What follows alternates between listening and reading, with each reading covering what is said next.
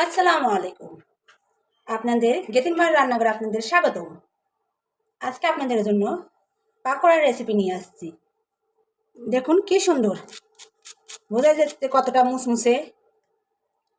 এরকম একটা আইটেম বিকালে নাস্তার জন্য পুরো জুড়িয়ে নেই। আর আপনারা যদি আমার পেজে নতুন হয়ে থাকেন তা সাবস্ক্রাইব করে পাশে থাকা বেল আইকনটা অন করে দেবেন। জানো, বড় বাঁধাকপি থেকে আমি কিছু অংশ কেটে নিয়েছি। আপনারা যতটা সম্ভব একটু মিহি করে কাটবেন। আমি 1 চা চামচ এখানে লবণ দিয়ে দেব।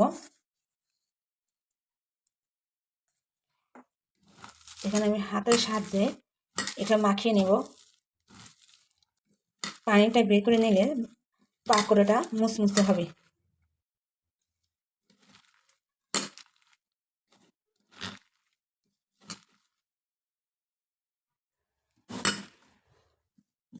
আমি অন্য একটা বলে ঢেলে নেব।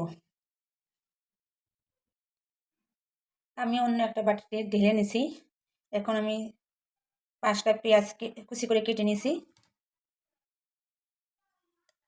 কাপ বেসন, 1/4 কাপ চাউলের গুঁড়ি, হলুদ মরিচ সজের গুঁড়ি,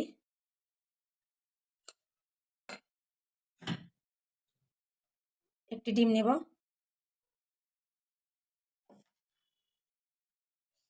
আপনাদের ঘরে যদি চাউলের গুঁড়ি না থাকে তার পরিবর্তে আপনারা ময়দা বা আটা নিতে পারেন। পরিমাণ মতো লবণ। এখন আমি মাখিয়ে নেব। ধীরে ধীরে মাখিয়ে নেব। এখানে আমি কাঁচামরিচ অ্যাড করে দেব।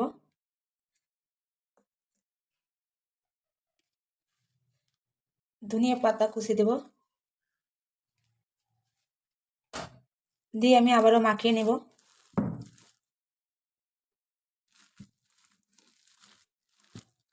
একই প্রসেসে আবার মাখিয়ে নেব।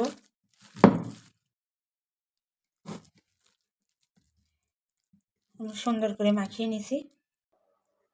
আমি কড়াইতে আগে থেকেই তেল গরম করে রাখছি। এখন পকোড়ার মতো করে ছেড়ে দিতে হবে। মিডিয়াম টু লো হিটে ভাজবেন, তাহলে মুসমুসে হবে।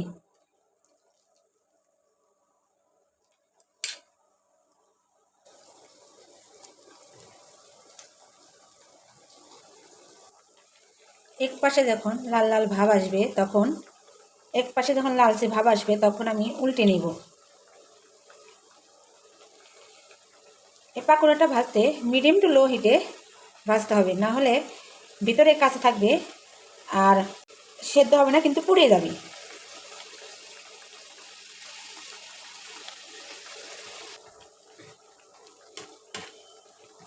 এখন আমি উঠিয়ে নেব।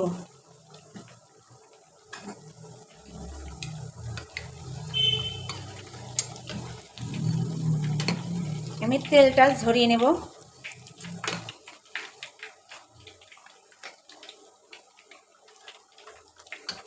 কতটা সুন্দর হয়েছে।